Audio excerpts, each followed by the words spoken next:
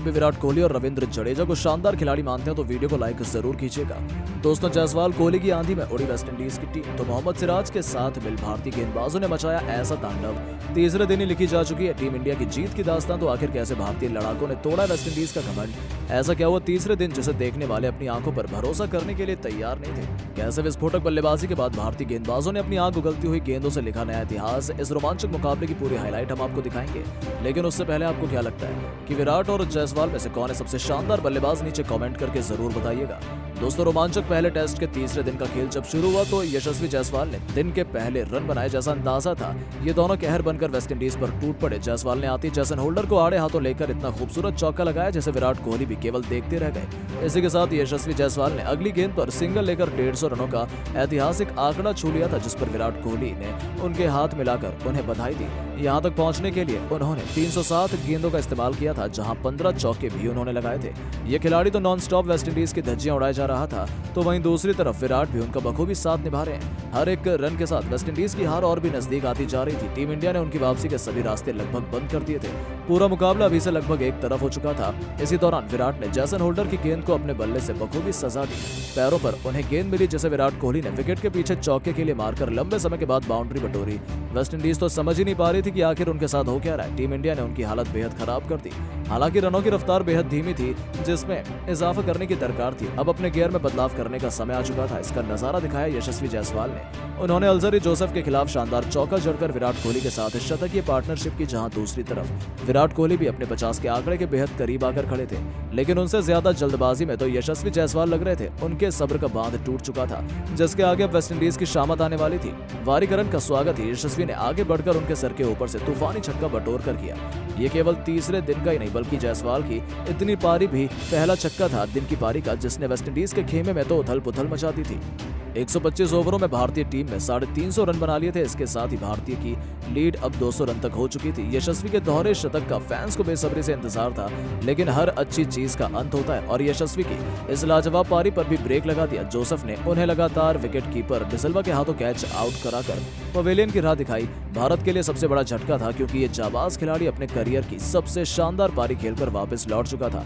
उन्होंने 387 गेंदों पर 171 रन बनाए, जिसे उन्होंने 16 चौकों और एक छक्के से सजाया था। उनके आउट होने के बाद अजिंक्य रहाणे को बल्लेबाजी करने का मौका मिला, लेकिन किसी को अंदाजा नहीं था कि सब कुछ ऐसा हो जाएगा। जी हां दोस्तों, आखिरकार वेस्टइंडीज ने वापसी का शंखनाद किया। पहले विकेट के बाद उन्हें बहुत जल्द दूसरी सफलता भी मिल गई, जहां उपकप्तान अजिंक्य रहाणे को केमार रोच ने पवेलियन की राह दिखाकर भारतीय टीम को चौथा झटका दिया। अजिंक्य रहाणे केवल 3 रन बनाकर वापस लौटे। वेस्टइंडीज में खुशियां लौट चुकी थी, तो वहीं अब मैदान पर मोर्चा संभालने के लिए मैदान पर उतर चुके थे सर रविंद्र जडेजा, जिन्होंने विराट कोहली के साथ एक छोर संभालना शुरू करा। आते ही उन्होंने एक चौका और एक गगनचुंबी छक्का लगाकर अपने इरादे जाहिर कर दिए और लंच तक इन दोनों ने वेस्टइंडीज को जश्न मनाने का एक और मौका नहीं दिया।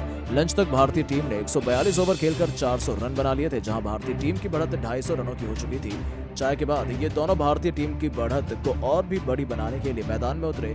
टीम इंडिया के इरादे साफ थे, लेकिन वेस्टइंडीज ने अपनी वापसी की ऐसी आंधी लाई जिसमें टीम इंडिया के बड़े बड़े दिग्गज भी घुटने टेकने लगे। जी हां, विराट कोहली भी ज्यादा देर तक मोर्चा संभालने में कामयाब नहीं हो पाए। रहीम कॉर्नवॉल ने विराट कोहली को अपनी फिरकी के जाल में फंसा लिया। उनकी एक गेंद विराट के बल्ले का इनर एज ले गई। उसे शॉर्ट लेग पर एथांजे ने लपक कर विराट को पवेलियन की राह दिखाई। किंग कोहली 5 चौकों की बदौलत 76 रन बनाकर वापस लौटे।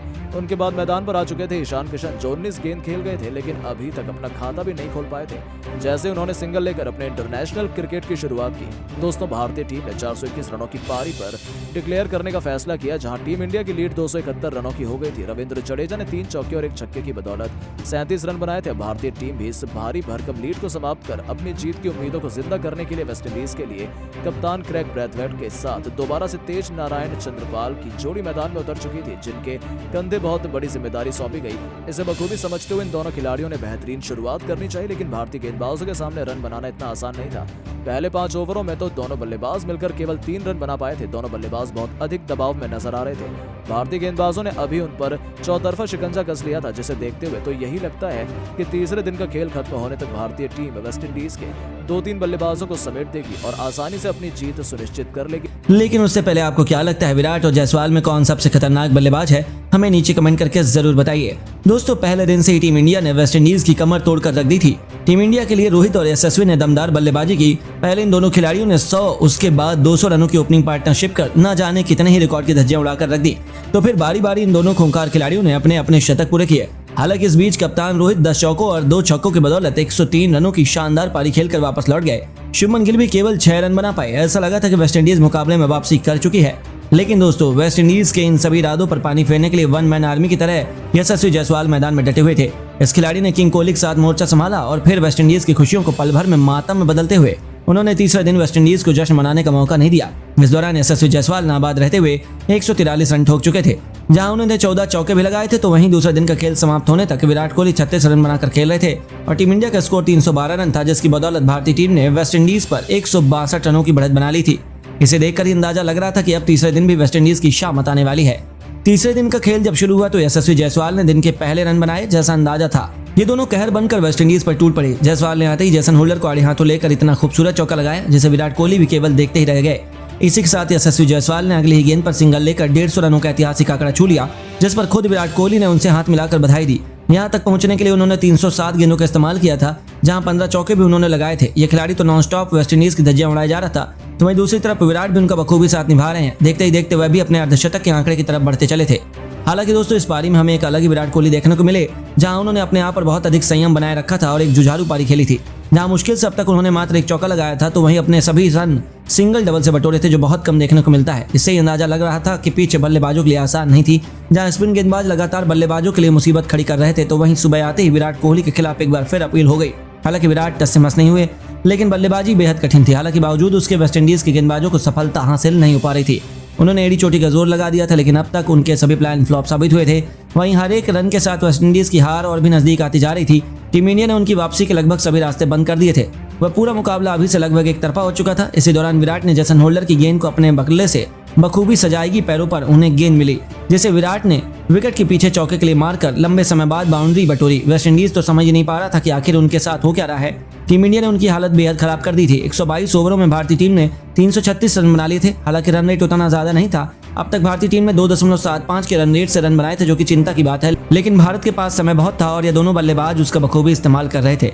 पर अब अपने गेयर में बदलाव करने का समय आ चुका था। इसका नजारा दिखाया यशस्वी जायसवाल ने। उन्होंने अल्जर्दी जोसेफ के खिलाफ शानदार चौका जड़कर न केवल विराट कोहली के साथ शत की पार्टनरशिप की, बल्कि अपने दोहरे शतक की तरफ मजबूत कदम बढ़ाया। जहां दूसरी तरफ विराट कोहली भी अपने 50 के आंकड़े के बेहद करीब आकर खड़े थे, लेकिन उनसे ज्यादा बल्लेबाजी में तो यशस्वी जायसवाल लग रहे थे। उनके सब्र का बांध टूट चुका था, जिसके आगे अब वेस्टइंडीज की शामत आने वाली थी। दिलवाले वारकन का स्वागत ही यशस्वी ने आगे बढ़कर उनके सिर के ऊपर से तूफानी छक्का बटोर कर किया। ये केवल तीसरे दिन का ही नहीं, बल्कि जायसवाल की इतनी लंबी पारी का भी पहला छक्का था, जिसने वेस्टइंडीज के खेमे में तो उथल पुथल मचा दी थी। 125 ओवरों में भारतीय टीम ने 350 रन बना लिए थे। इसके साथ ही भारत की लीड अब 200 रनों की हो चुकी थी, जहां विराट कोहली ने भी थोड़ी देर के बाद अपने अर्धशतक के आंकड़े को पार कर बहती गंगा में हाथ धोते हुए गेंदबाजों की जमकर धज्जियां उड़ाई। और देखते ही देखते टीम इंडिया ने तीसरे दिन के पहले सेशन में 400 से अधिक रन बनाकर अपनी टीम को लीड एक अविजित आंकड़े तक पहुंचाया, जहां वेस्टइंडीज की हार लगभग सुनिश्चित कर दी गई है। लेकिन दोस्तों अब आपको क्या लगता है, भारत और वेस्टइंडीज के बीच खेले जा रहे इस टेस्ट मैच में कौन है टीम इंडिया का जीत का सबसे बड़ा हीरो? रविचंद्रन अश्विन, रोहित शर्मा या फिर यशस्वी जायसवाल? रोहित शर्मा, शुभमन गिल और यशस्वी जायसवाल में कौन है बेहतरीन बल्लेबाज? अपनी राय में नीचे कमेंट बॉक्स में जरूर दें। दोस्तों डोमिनिका के विंडसर पार्क में भारत और वेस्टइंडीज के बीच पहला रोमांचक टेस्ट मुकाबला खेला जा रहा है, जहां पर इस महामुकाबले में वेस्टइंडीज के टीम के कप्तान ब्रैथवेट ने टॉस जीतकर पहले बल्लेबाजी करने का फैसला किया और गेंदबाजी करने के लिए भारतीय टीम को आमंत्रित किया। इस दौरान भारतीय टीम के गेंदबाजों ने वेस्टइंडीज के बल्लेबाजों को परेशान करते हुए 64.3 ओवर के अंदर 150 रन पर ऑल आउट कर दिया। इस बीच वेस्टइंडीज की टीम की तरफ से एलिक अथानाजे ने सर्वाधिक 47 रन की पारी खेली, तो वहीं दूसरी तरफ से रविचंद्रन अश्विन ने सर्वाधिक 5 विकेट लिए। तो वहीं रवींद्र जडेजा को 3 विकेट मिले। इसके अलावा मोहम्मद सिराज और शार्दुल ठाकुर को एक विकेट मिला। हालांकि इसका पीछा करने के लिए उतरी भारतीय टीम ने पहले दिन के समाप्ति तक 23 ओवर में 80 रन विकेट खोकर बना दिए। इस दौरान भारतीय टीम की तरफ से यशस्वी जायसवाल ने 73 गेंदों पर 40 रन की नाबाद पारी खेली।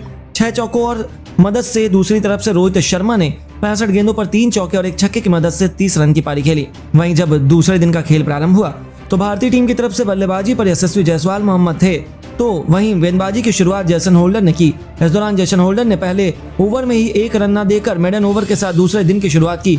तो वहीं दूसरी तरफ से गेंदबाजी करने के लिए केमार रोच आए, जिनके सामने रोहित शर्मा ने अपनी दूसरी ही गेंद पर दूसरे दिन का अपना और अपनी टीम का खाता खोला। हालांकि इस ओवर में 2 रन के साथ टीम को मजबूत शुरुआत मिली। हालांकि एक तरफ से रोहित शर्मा बेहतरीन बल्लेबाजी कर रहे थे, लेकिन दूसरी तरफ से यशस्वी जायसवाल ने 12 गेंद खेलने के बावजूद 2 मेडन ओवर निकालते हुए अपना दूसरे दिन का भी खाता नहीं खोला। इसी बीच 27 ओवर में यशस्वी जायसवाल के सामने लेग बाय के रूप में अपना पहला चौका गेंदबाज ने दे दिया और बाउंड्री की शुरुआत हो गई। दूसरी तरफ से यशस्वी जायसवाल ने 1 रन के साथ दूसरे दिन का अपना खाता खोला, तो वहीं दोनों बल्लेबाज बड़े संयम के साथ बल्लेबाजी कर रहे थे। तो वहीं वेस्टइंडीज के गेंदबाज भी विकेट निकालने का पूरा प्रयास करते हुए दिखाई दे रहे थे। इसी दौरान रोहित शर्मा समय समय पर काफी विस्फोटक बल्लेबाजी कर रहे थे, लेकिन हवाई फायर न करते हुए रोहित शर्मा ने अपनी कप्तानी की जिम्मेदारी को समझते हुए सीधे ही आक्रामक बल्लेबाजी की। इस दौरान रोहित शर्मा ने एक भी बाउंड्री नहीं लगाई। इस बीच उन्होंने अपनी पसंदीदा नटराज शॉट भी खेला, परंतु बाउंड्री शॉट लगाने में असफल रहे। हालांकि अनुभवी गेंदबाज जेसन होल्डर बार बार यशस्वी जायसवाल और रोहित शर्मा की अपनी खतरनाक गेंदबाजी से छक्का रहे थे, लेकिन बल्लेबाजी भी अपने संयम का खेल दिखाते हुए भारतीय टीम को मजबूती दिला रहे थे।